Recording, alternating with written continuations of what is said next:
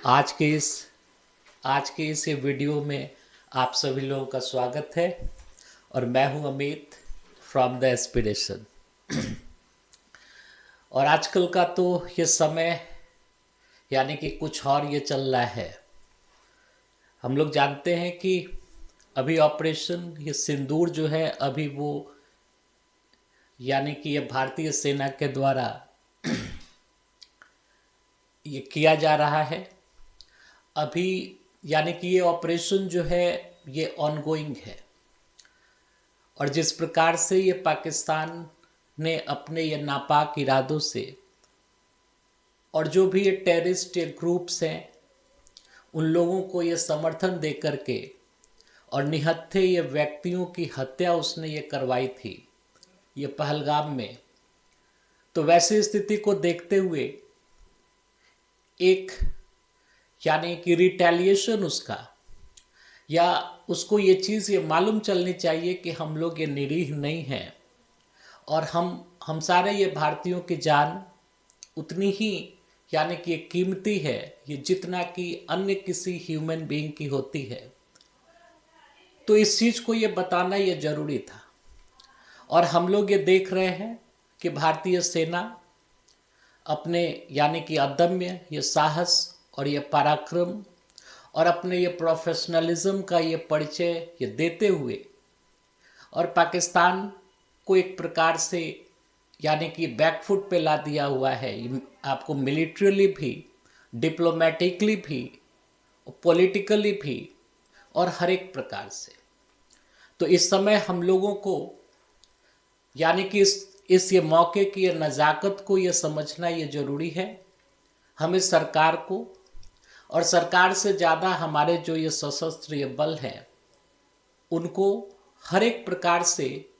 हम लोगों को ये सपोर्ट करने की ज़रूरत है। हम यानी कि नागरिकों को हमारा उत्साह और हमारे जो यानी कि डिफेंस ये पर्सनल हैं तो उनके प्रति जो हमारी यानी कि जो रेस्पेक्ट है जो ये प्रेम है ये उनके लिए एक वह मोरल बूस्टर का कार्य करेगी। और हम लोग यानी कि इस पूरे यानी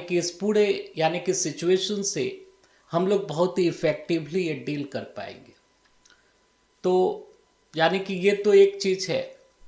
लेकिन इसके साथ साथ हम लोगों को हमारे देश में यानी कि आंतरिक तौर पे ये क्या हो रहा है इस चीज़ को भी हमें ये समझने की ज़रूरत है। और अभी का ये जो ये वीडियो है ये वीडियो मतलब जो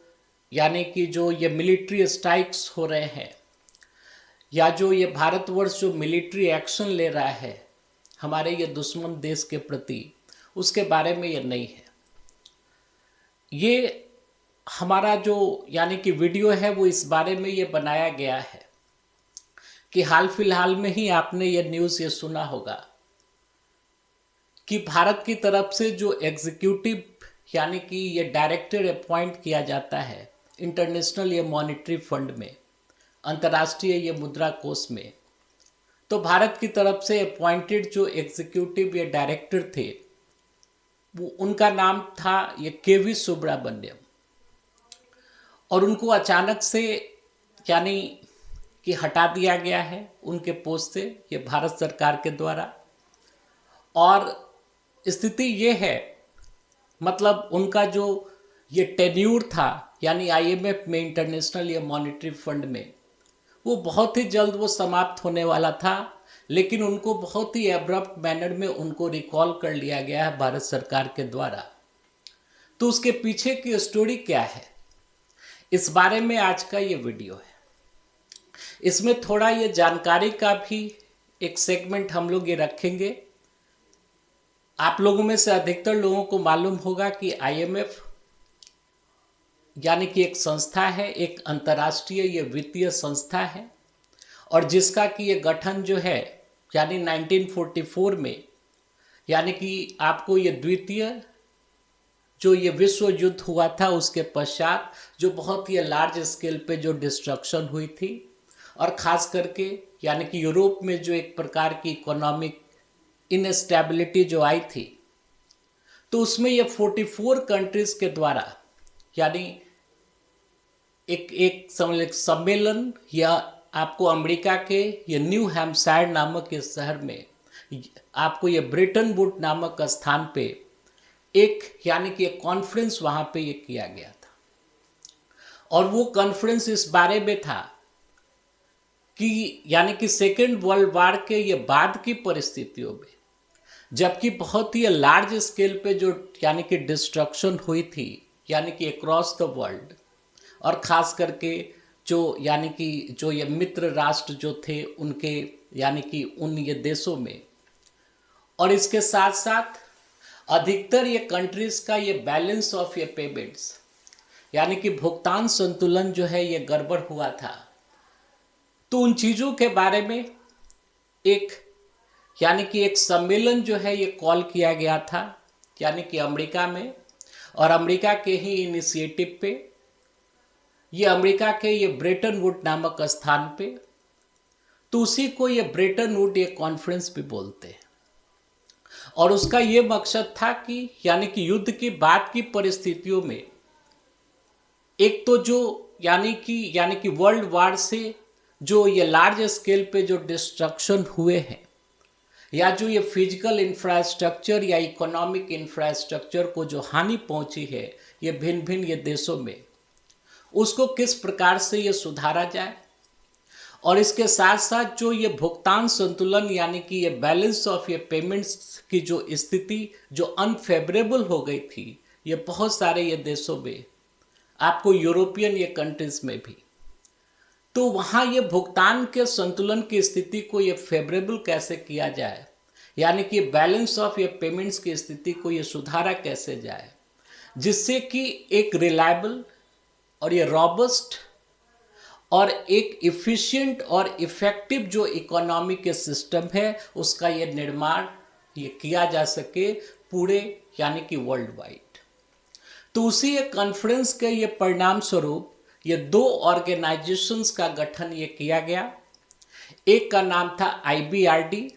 यानी कि इंटरनेशनल ये bank for reconstruction and development, जो कि आगे चल करके इस ये संस्था को ये समाहित कर लिया गया ये वर्ल्ड बैंक में। यानी कि आप बहुत ही सामान्य अर्थ में ये समझ सकते हैं कि यही संस्था आगे चल करके ये वर्ल्ड बैंक के रूप में वो जानी जाती है।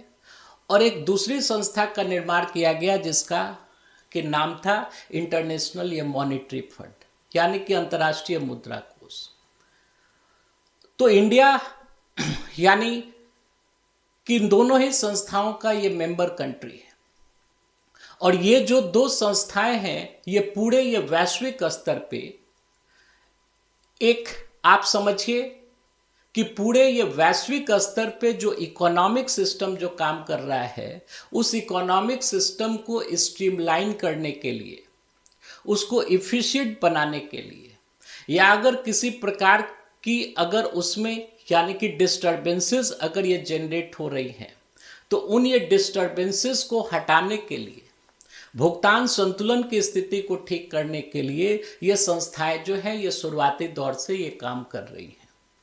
अब इन दोनों ही संस्थाओं में, यानी कि वर्ल्ड बैंक को उसको ये मैंडेट दिया गया, उसको ये जिम्मेवारी सौंपी गई कि यानी कि सेकेंड वर्ल्ड वार के पश्चात जो ये विभिन्न देशों के जो वहाँ के ये फिजिकल इंफ्रास्ट्रक्चर थे,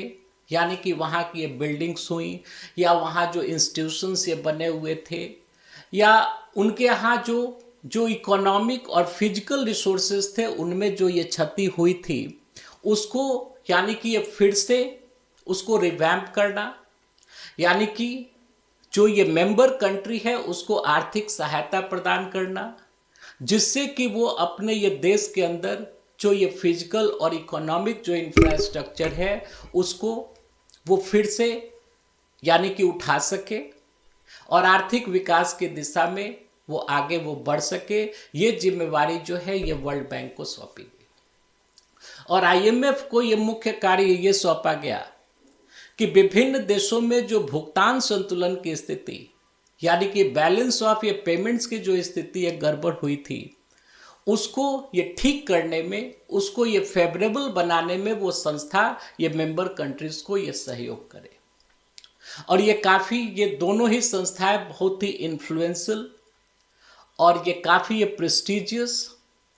और अगर ये वर्ल्ड इकोनॉमी के लिहाज से देखा जाए तो वर्ल्ड इकोनॉमी को एक संतुलित रूप से इसको ये चलाने में, उसको स्ट्रीमलाइन करने में इन दोनों ही संस्थाओं की बहुत ही महत्वपूर्ण भूमिका है। तो भारतवर्ष जो है ये आईएमएफ का भी और ये वर्ल्ड बैंक का भी यानी कि ये मेंबर कंट्री है। तो भारत, और इसमें ये व्यवस्था होती है कि जो भी ये मेंबर कंट्रीज होती हैं तो हर एक ये कंट्री के द्वारा यानी आईएमएफ में उसके ये बोर्ड में एग्जीक्यूटिव ये डायरेक्टर की नियुक्ति ये की जाती है एक खास ये टेन्योर के लिए। तो भारतवर्ष की तरफ से हाल फिलहाल तक ये के.वी.एस. सुब्रमण्यम साहब यानी कि भारत की तरफ से वो एग्जीक्यूटिव या डायरेक्टर थे। और इन लोगों का ये काम होता है, एग्जीक्यूटिव जो डायरेक्टर होते हैं आईएमएफ में, यानी उनका ये काम होता है कि जो संबंधित ये देश है, यानी जैसे मान लीजिए कि भारतवर्ष का जो एग्जीक्यूटिव या डायरेक्टर है आईएमएफ में, इंटरनेशनल या मॉनेटरी फंड में, तो वो लोग इस चीज को देखेंगे कि भारतवर्ष के द्वारा जो आर्थिक नीतियों को अपनाया जा रहा है या जिस भी प्रकार से अपनी इकोनॉमी को इन प्रिंसिपल ये रन किया जा रहा है, तो उन आर्थिक नीतियों का यानी रीजनल लेवल पे, रीजनल लेवल से ऊपर के लेवल पे और पूरे ये वैश्विक स्तर पे उन सारी आर्थिक नीतियों का ये क्या प्रभाव पड़ रहा है, और एक प्रकार की इकोनॉमिक स्टेबिलिटी यानी रीजनल लेवल पे भी, लोकल लेवल पे भी, आपको कंट्री के भी लेवल पे और पूरे ये ग्लोबल लेवल पे एक प्रकार की इकोनॉमिक स्टेबिलिटी और इकोनॉमिक ग्रोथ को मेंटेन किया जा सके, उसके लिए जो यानी कि जरूरी जो आर्थिक नीतियों में जो संशोधन होता है या किसी भी प्रकार की रिकमेंडेशन होती है वो उनके माध्यम से वो दी जाती है, या जो ये दूसरे अन्य देश हैं उसके ये मेंबर कंट्रीज हैं तो वो लोग अपने इश्यूज को वो साझा करते हैं उस मेंबर कंट्री के एग्जीक्यूटिव या डायरेक्टर के साथ। आप इस चीज को समझे कि आईएमएफ में एग्जीक्यूटिव या डायरेक्टर का जो पोस्ट जो है ये काफी इन्फ्लुएंशियल पोस्ट है, और इसके इंपॉर्टेंस का अंदाजा इस चीज से लगाया जा सकता है कि के.वी. सुब्रमण्यम साहब जो हैं ये पहले आपको ये भारत सरकार के ये चीफ इकोनॉमिक एडवाइजर भी थे, उसके बाद इनकी पोस्टिंग हुई आईएमएफ में, और इनका ये यानी कि टेन्यूर होने के ये थोड़े ही समय पहले, अभी ये कुछ दिन ही बाकी थे, तो भारत सरकार ने इनको वापस बुला लिया, यानी कि एक प्रकार से बोला जाए तो इनको अपने पद से हटा दिया गया। अब उसके पीछे के ये कारण क्या थे, तो असली चीज यहीं से है। तो इसके पीछे एक स्टोरी है जो कि ये फाइनेंशियल एक्सप्रेस में भी ये छपी है या दूसरे ये न्यूज़पेपर्स ने भी उन सारे ये चीज़ों को, ये सब सारी चीज़ें ये पब्लिक के डोमेन में है। तो मिस्टर ये के.वी. सुब्रमण्यम के द्वारा एक वह किताब लिखी गई थी, और उस किताब का जो ये नाम था, हमने ये लिखा है India at the rate of 100 envisioning ये टुमारोज इकोनॉमिक ये पावर हाउस। ये उनके द्वारा ये लिखी गई ये एक वह किताब थी। अब हुआ क्या कि इस किताब को बहुत ही यानी कि अनैतिक पूर्ण ढंग से इस किताब को ये प्रमोट किया गया एक वह पब्लिक सेक्टर ये बैंक के द्वारा, जो कि आपको यूनियन बैंक ऑफ इंडिया है। यूनियन बैंक ऑफ इंडिया ने इस किताब को मतलब हाईएस्ट लेवल पे ये डिसीजन ये लिए गए यूनियन बैंक में, और उसने इस किताब को 7 करोड़ रुपए के ये मूल्य के बराबर और लगभग ये 2 लाख इसकी ये कॉपीज को उसने ऑर्डर कर दिया।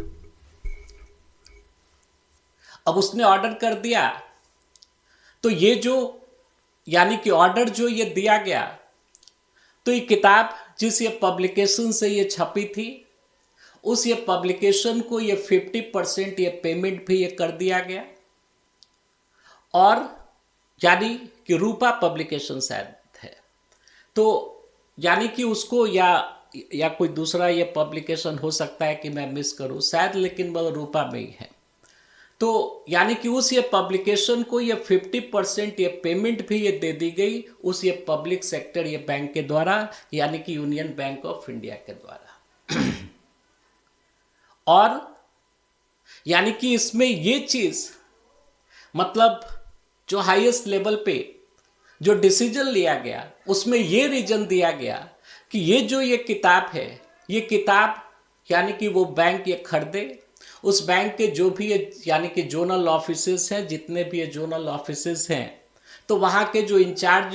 जो थे उनको ये डायरेक्ट किया गया कि आप लोग ये बल्क ये क्वांटिटी में इन सारे ये बुक्स को ये खरीदिए, ये प्रोक्यूर कीजिए और फिर ये कॉरपोरेट्स के बीच में और ये कस्टमर्स के बीच में इन किताबों का आप ये वितरण कीजिए। अब आप देखिए यहाँ पे बात ये है कि ये कोई ये पब्लिक सेक्टर बैंक और वो भी एक ऐसी किताब, मतलब आज तक तो ऐसा कभी इंस्टांस हुआ नहीं था कि कोई ये पब्लिक सेक्टर ये बैंक जो है या प्राइवेट सेक्टर के भी कोई बैंक, हालांकि ये प्राइवेट सेक्टर में ये पॉसिबल नहीं है, लेकिन कोई ये पब्लिक सेक्टर ये बैंक जो है वो किसी विशेषज्ञ के द्वारा लिखी गई एक वो प्राइवेट इंडिविजुअल, मतलब एक ऐसे व्यक्ति के द्वारा जो आपको जो व्यक्ति अपने प्राइवेट कैपेसिटी में अगर वो किसी ये बुक को लिखा है और उस बुक को खरीदने का, और वो भी इतना ये लार्ज क्वांटिटी में 7 करोड़ रुपए के मूल्य के बराबर उस बुक को ये खरीदने का आदेश जो है ये आपको ये दिया जाए, उस ये बैंक के द्वारा ये सारे ये जोनल ऑफिसेस को, ये अपने आप में एक अप्रतिम ये घटना है। अभी तक ऐसी बात ये नहीं हुई थी। अब जब यानी कि ये बात ये लाइमलाइट में आई तो इस पे हो हल्ला मचा, ये पूछताछ होने लगी कि आखिर इसमें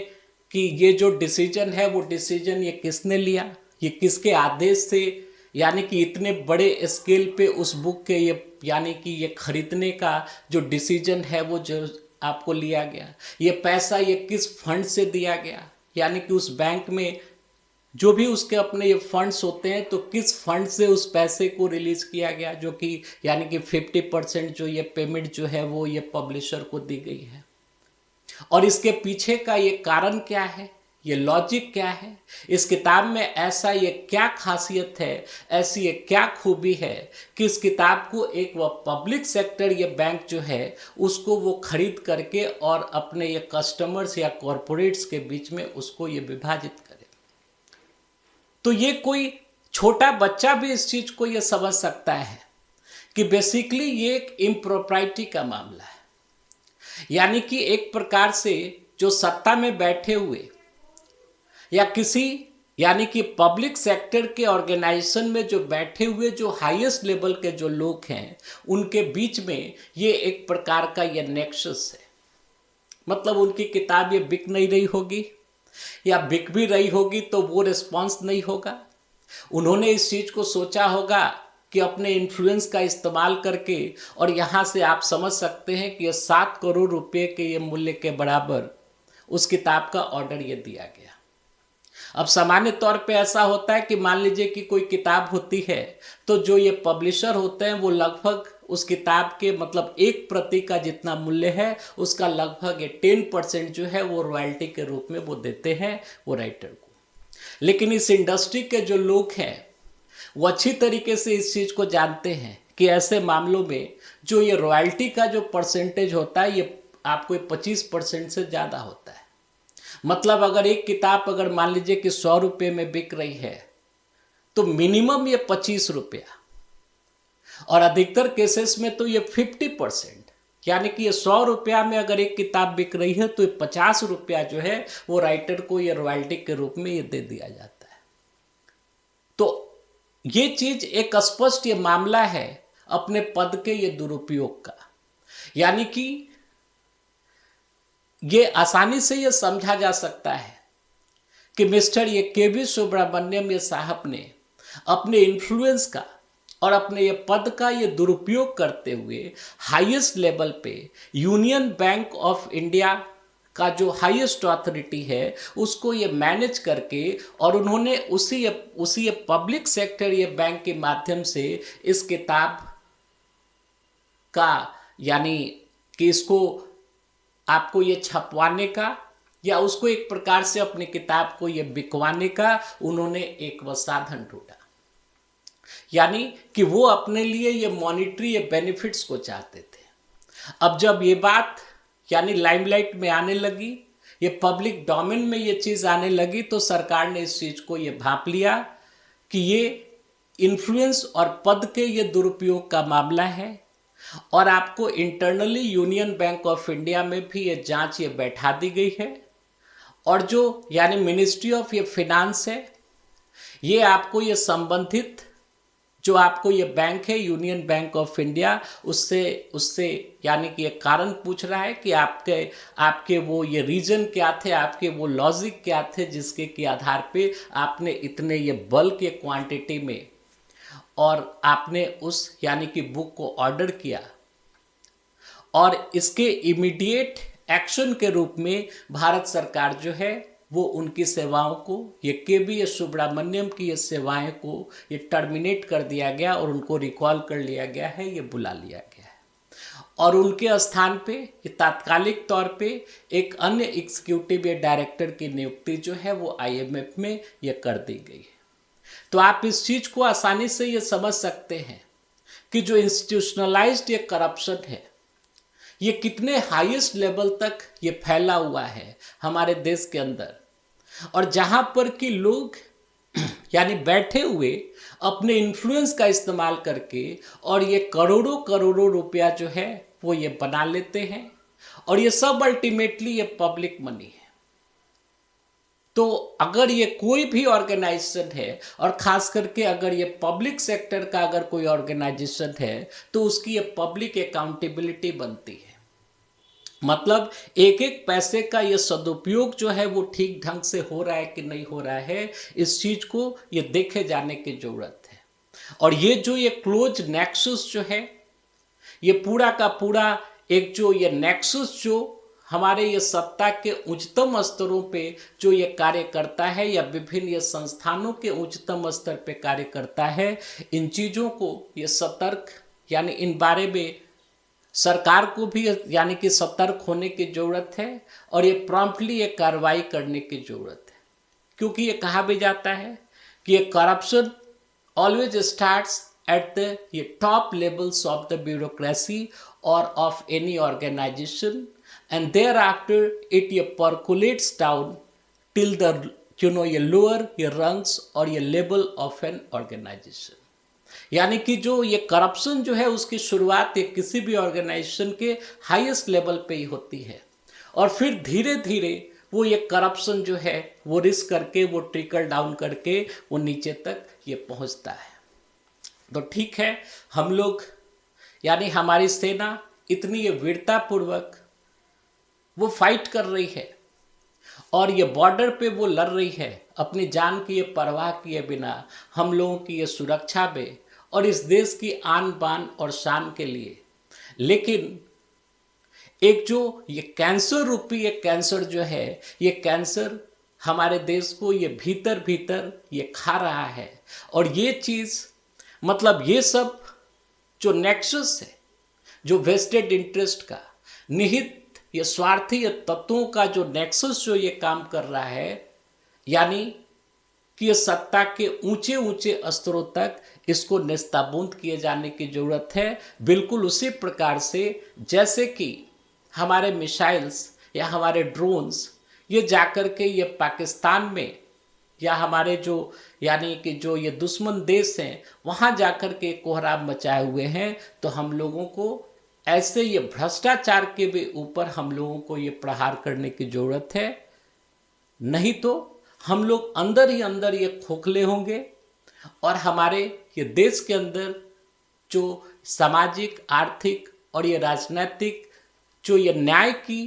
जो ये परिकल्पना है वो कभी भी ये साकार नहीं हो पाएगी। तो आज के वीडियो में इतना ही। आशा है कि अगले दिन एक और ये नए वीडियो के साथ मैं उपस्थित होऊंगा। आशा है आपको ये वीडियो अच्छा लगा होगा। अगर अच्छा लगे तो लाइक, शेयर और सब्सक्राइब करें। और तब तक के लिए आपको ये धन्यवाद। आपका दिन ये शुभ हो। Thank you.